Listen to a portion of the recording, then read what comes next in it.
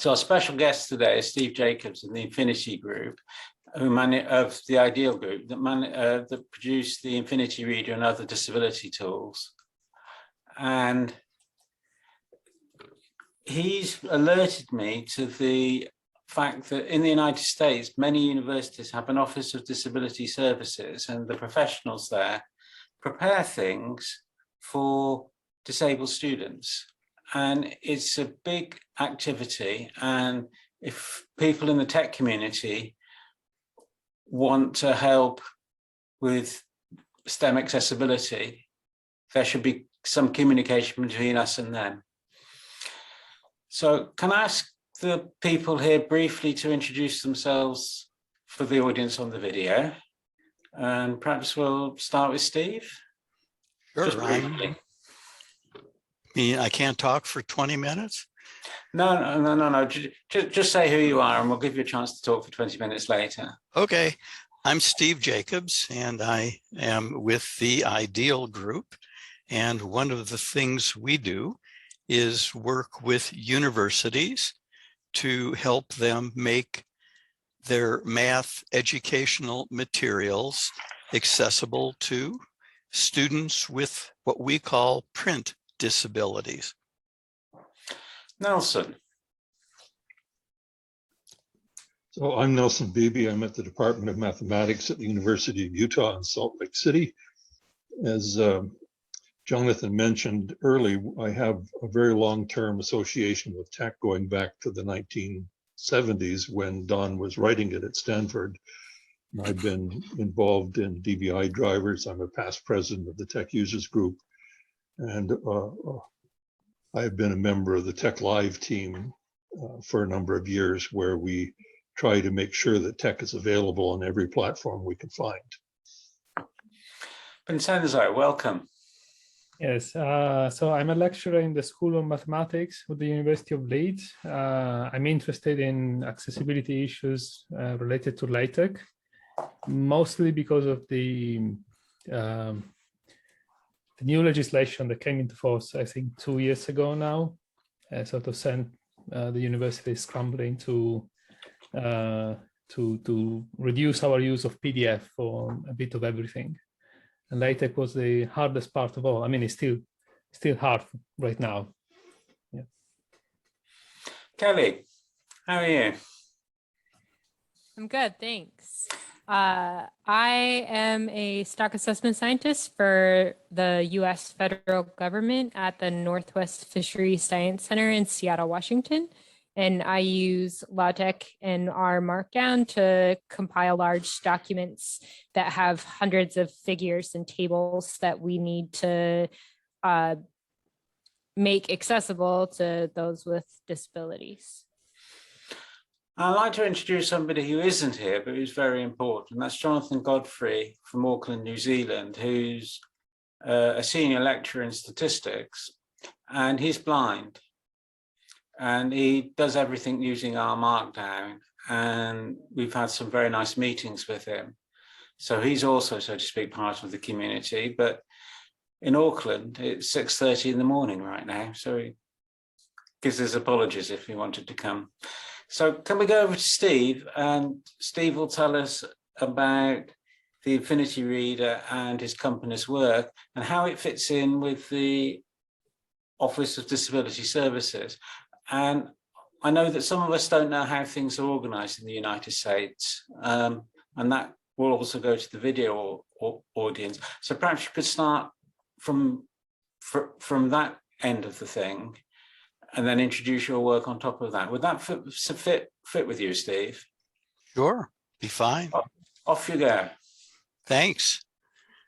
Well, needless to say, there are multiple laws and standards and guidelines in place in the US that mandate that a college student taking mathematics that requests an accommodation have their accommodation be met. So if I'm taking a statistics course and I'm blind, I probably come to the university having used technology through high school, and I'm familiar with the technology I use, let's say a screen reader like JAWS, and I will go to the Office of Student Disability Services and say, this is the textbook I am expected to use for this course. I'm a JAWS user and I cannot access the book. I need your help. And then the onus is on the Office of Student Disability Services to do what they can to make that textbook available to me based on the way that I prefer or choose to acquire or listen to information. That's really the bottom line. I'm unaware of any university that does not have an ODS, Office of Disability Services. And our primary, and I'm not going to make this an advertisement for us, but our primary customer is the universities all over the world. And what they do, they get our software and they use it according to our instruction.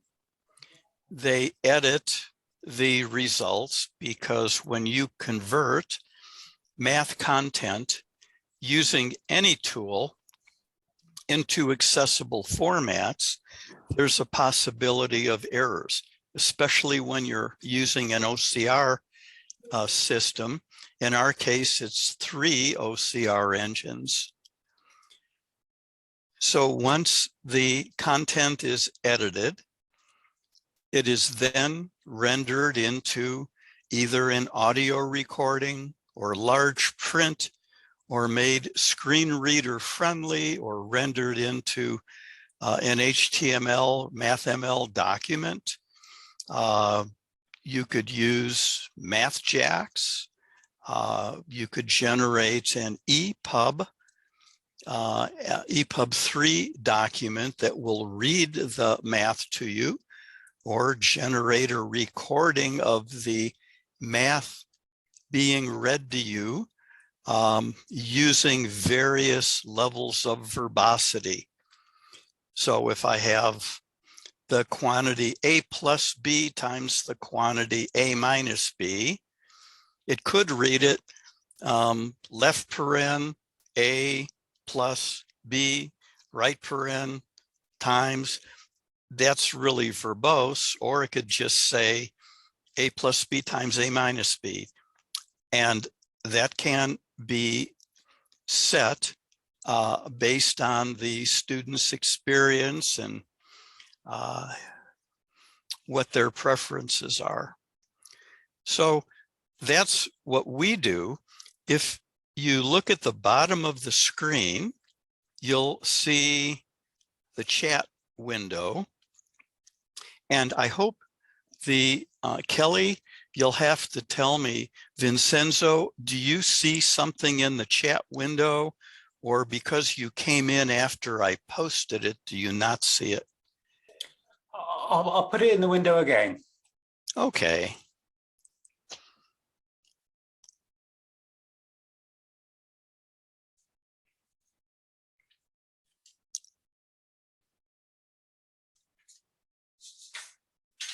Yeah, I've got a whole bunch of stuff there, Jonathan. A whole column of links. Kelly, are you able to see a list of resources and links? You'll need to turn your mic on. Yeah, I can see it now. Okay. I believe that rather than going into a lot of detail during this meeting, it would be better to present a list of resources, and whatever your interests are, if they're in our software, you could read about it here. There have been 350 plus articles written about our software that have been published on Google Scholar. So you could click on that link and do a search on those documents to find what you're specifically interested in doing, and chances are you'll find a university or a researcher somewhere that has already done this and is writing about it. I also have a link to a list of PowerPoint presentations. I think there are 22 of them, all from different people talking about math accessibility and the various tools that can be used to render educational math content into accessible formats. Now, our product is absolutely not the only product in the market. I'm willing to bet there are 20 to 30 products out there that can help you achieve the objective of making math accessible. There may be the top 5 or 6. We're one of those, but by no means do we have an exclusive control of this market. It's a tough market, and it could be labor intensive depending upon the quality of the source document that you're trying to convert. If the source document is and what we call an e-born PDF file, meaning that the math was originally created within a piece of software and then rendered into a PDF file, that quality will yield probably 95 to 98% accuracy. And I have a link to our website there, Ideal Group. I think I do. If not, you can, IMFTY Reader Group. And you can go there and read about the minimum requirements to use our software. You can't have pixelated math characters. You can't have background colors. It can't be blurry or angled. But in an e-born PDF file, you will not run into most of the problems that people that don't meet the minimum requirements run into. And at this point, I'll stop and see if anyone has any specific questions.